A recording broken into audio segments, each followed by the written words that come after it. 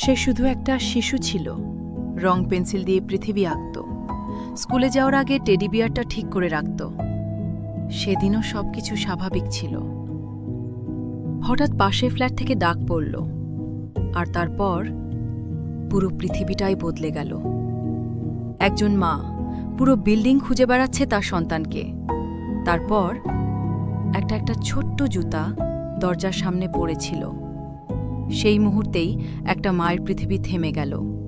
আইন ছিল, পুলিশ ছিল, প্রশাসন ছিল, কিন্তু বিচার তখনও ঘুমিয়েছিল।